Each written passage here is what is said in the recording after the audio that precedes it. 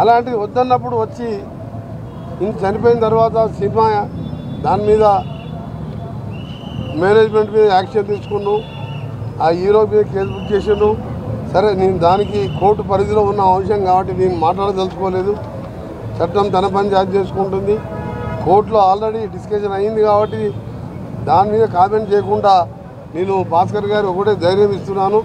గౌరవ ముఖ్యమంత్రి గారు రేవంత్ రెడ్డి గారు కూడా ఇంతకుముందు అసెంబ్లీలో అక్బరుద్దీన్ గారు రేజ్ చేసిన సందర్భంలో మా ముఖ్యమంత్రి గారు జరిగినదంతా కూడా చెప్పడం జరిగింది.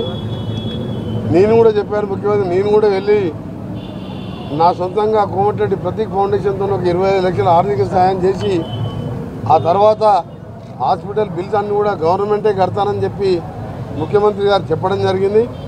ఇంకనే మేనేజ్మెంట్ గారు చెప్పినా మీరు ఎవరు కూడా ఒక్క పైసలు తీసుకోవద్దని మా డిఎంహెచ్ఓ గారు కూడా ఇక్కడనే ఉన్నాడు.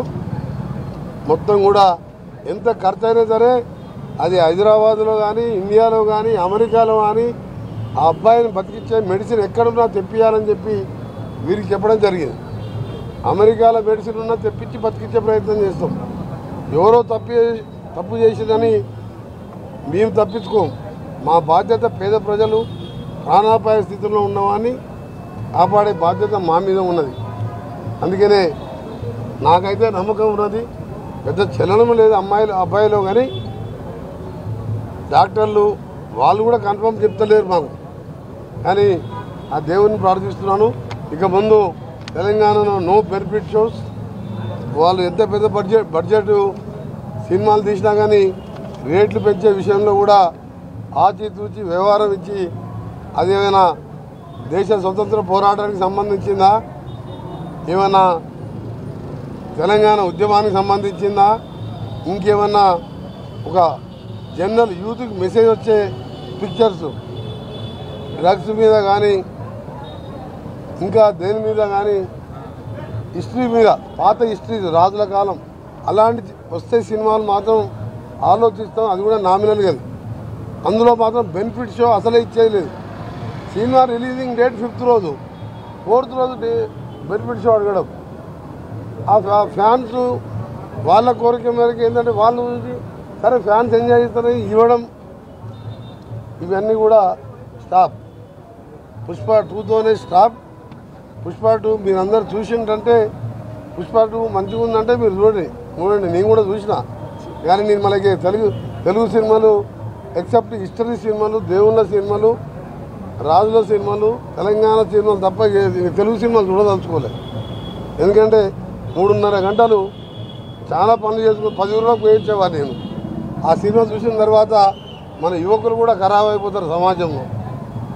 అందుకనే ఎక్కువ కామెంట్ చేయకొని నాకు బాధ ఏంటంటే నాకు తెలియని వారు చనిపోయినా కానీ తెలియని వారు బాధలున్నా, తెలియని వారి పేదవాడు చదువుకోవాలన్నా, తెలియని వారింట్లో పెళ్ళి ఉన్నా 30 సంవత్సరాలుగా నా సొంతంగా సేవ చేయను.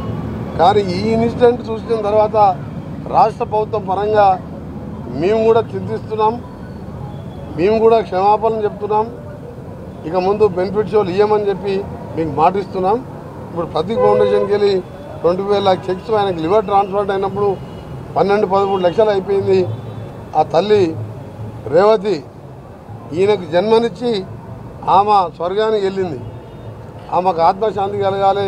ఈ కుటుంబ బాధ్యత పిల్లల చదువు కానీ ఆయన ఆరోగ్యంలో ఎప్పుడైనా మందులకు కానీ ఏది ఇబ్బంది ఉన్నా కోమటిరెడ్డి వెంకరెడ్డిగా నా బాధ్యత ఉంటుంది. నేను మంత్రిగా ఉన్నా లేకున్నా నేను ఒకసారి మాట ఇచ్చిన కాబట్టి తప్పకుండా కుటుంబానికి అండగా ఉంటానని ముఖ్యమంత్రి గారు మరీగా నాకు అసెంబ్లీకి వెళ్ళి నడుస్తున్నాగానే నన్ను పోయిరమ్మని చెప్పి మేము నిన్న మన అసెంబ్లీ సెషన్లో బిజీగా ఉన్నా ముఖ్యమంత్రి గారు ఆదేశం మేరకు వచ్చి వారికి డిఎంహెచ్ఓ గారికి మేనేజ్మెంట్కు పోలీసుకు అందరికీ చెప్తున్నాను దగ్గర నుండి చూసుకోమని చెప్పి మరొకసారి ముఖ్యమంత్రి గారు కూడా క్లియర్గా చెప్పారు ఎంత ఖర్చైనా ఆ అబ్బాయిని రక్షించుకున్నామని.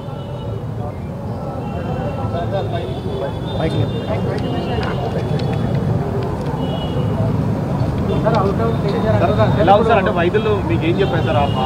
పిల్లగాని ఆరోగ్య పరిస్థితి పైన వైద్యులతో మాట్లాడారు. వైద్యులు ఏం చెప్పారు?